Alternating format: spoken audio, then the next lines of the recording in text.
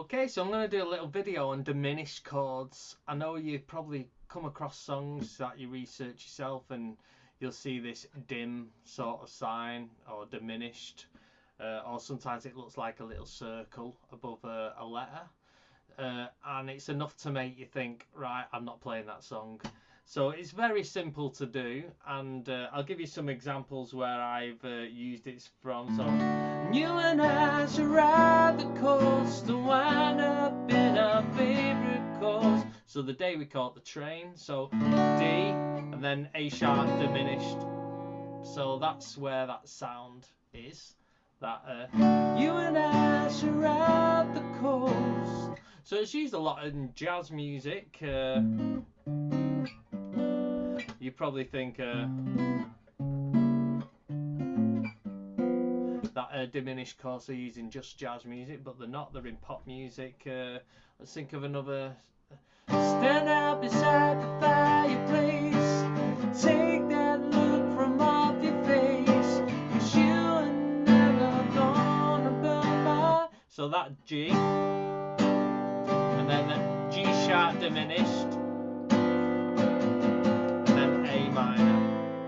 So you can use diminished chords as a way of helping you do a passing chord.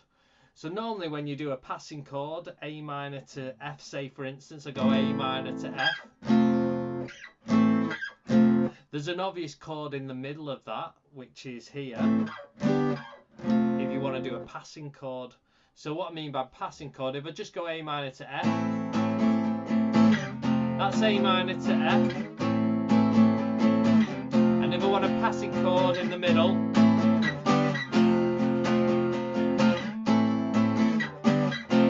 and it just makes the sequence sound a bit interesting where you have just a tiny little bit of a chord and it jumps. So that's pretty straightforward way of using a passing chord. But when you've got two chords that are only sort of a tone apart, where you've only got one fret in the middle, then there's no possible chord that goes there within your key.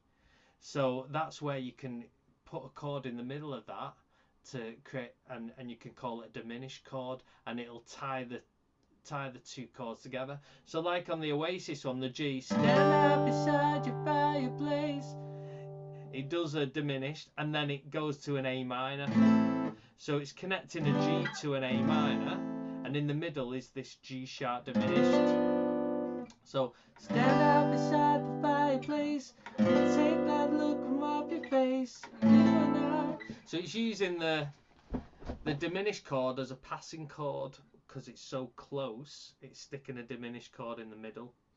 So I hope that explains what passing chords are, and it might seem a lot of information, but I think if you don't understand what I just said, just rerun the video just a couple of times, because it's important to know what passing chords are, because they happen a lot in songs when you see 3 beats of one chord and then 1 beat of another, then to the next bar.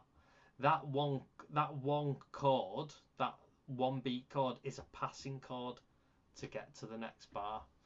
So okay, so I'm going to take you through diminished chords as well. Once you've learnt a diminished chord here, and then one here, move up, and then one up, that is every diminished chord there. You're probably thinking what the hell am I talking about, because it's a parallel chord. If you think you've got 12 notes and they all go up in exactly parallel intervals, the notes in this chord, so it means that isn't just one diminished chord, that is 4 diminished chords. So whatever note you can see there, that is its diminished chord. So this, say for instance, that note's a G, so this is a G diminished. This finger I've got on here is an E, so that is also an E diminished. This finger here is on a B flat or an A sharp, so that chord is a B flat or A sharp diminished.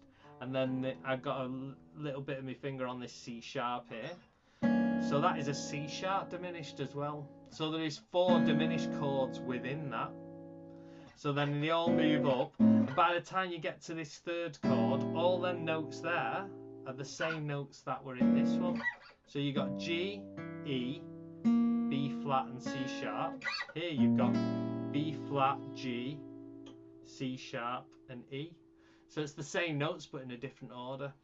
So that's a good thing about diminished. Once you've got a couple of shapes, you only need to be able to play them shapes in 2 extra steps and you've got all your 12 diminished chords. Right, okay, let's get on to learning the shapes. I'm going to do one with the root on the 6th string, one on the 5th string and one on the 4th. So that should tide you over for every diminished chord you need to know. Okay, so the one on the 6th string might be a bit tricky to get at first, but like every chord, the more you practice, the easier it gets. So your second finger's on the top. This could be anywhere on the fretboard. You could start that on the 5th fret. So your second finger's on the top there. See that? Second finger. And then your first finger is on the fret back from it and it's barring. So I'll show you that. Second finger at the top. And then this one is on the fret back from that one. And I'm barring it on these 3 strings, your 2nd, 3rd and 4th string. And that leaves your 3rd finger to go on the 3rd string there. So I'll just show you that again. So you're barring here and then your 3rd finger goes in the middle of these 2 notes. Now what you don't want to do is just think, oh right, that's great, I've got it. And just strum it, because you've got a couple of open notes here that you don't want to hear. So what I want you to do is just get your thumb on the top string, get these 3 fingers on the 2nd, 3rd and 4th string and just pick them like that.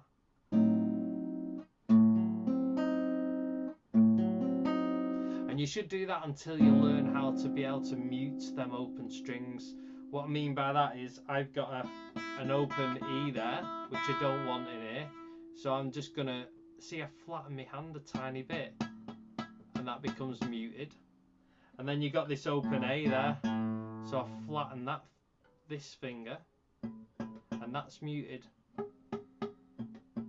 So the open notes that I'm playing, I've muted them here now by not hooking my hand, flattening it a bit more, and then I can actually strum it, and all you're doing is hearing the notes that I'm pressing down. So that is a diminished chord, because it starts on an A there, that's an A diminished. If I was to start that on a G and do that same shape, that would be a G diminished. If I was to start here on a B and do that same shape, that is a B diminished.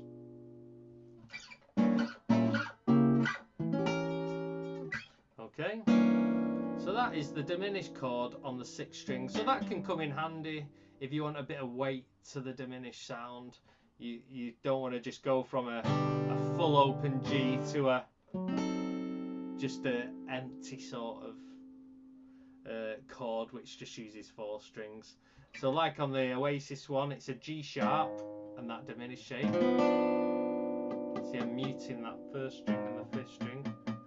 So I'll go G. Stand up beside the fireplace, take that look from up your face, 'cause you and I. So you can see how the weight of that deep note makes the pattern seem in context. Okay, so the diminished chord on the 5th string. So you start with your 2nd finger on the 5th string, your 1st finger on the fret back on the 3rd string. So it sort of looks like, you can do it anywhere.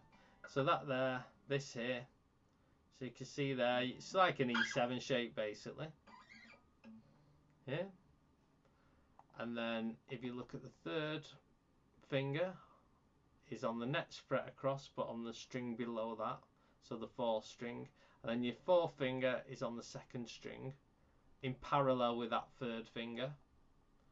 So I'll just stack them up. So you got that, then you got this here, then that there on the 2nd string. So you got these.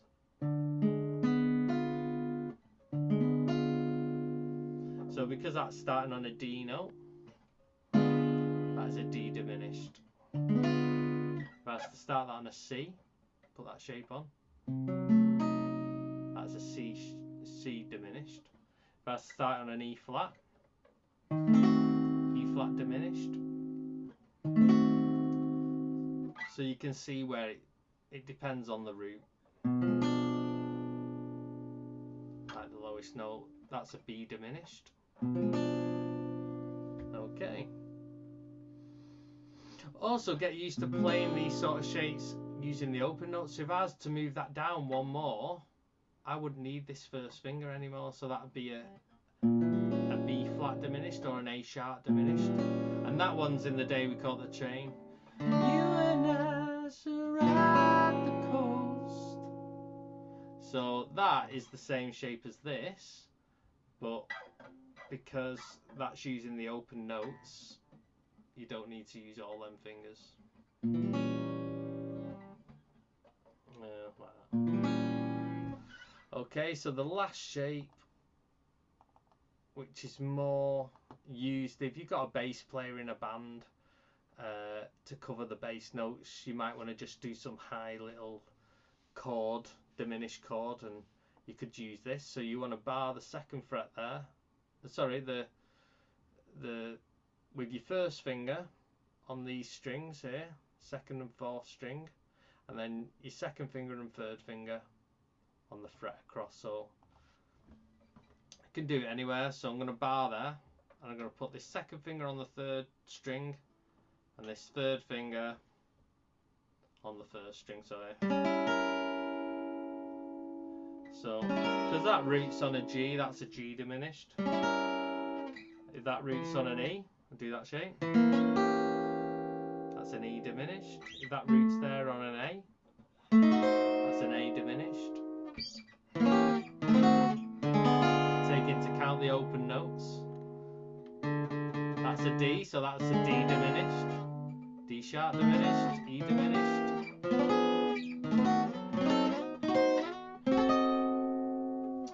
Okay, so I hope that sort of explains what diminished chords are, where you might possibly use them, and then how to play them. So you shouldn't really be scared of them when you see them in songs. Really, it's only another shape, just like I would play a G. I'd play a G diminished. You know, it's not really that scary. It's not a chord that many people show people how to play. So then you get a bit stuck. All right, hope that helps. Thank you.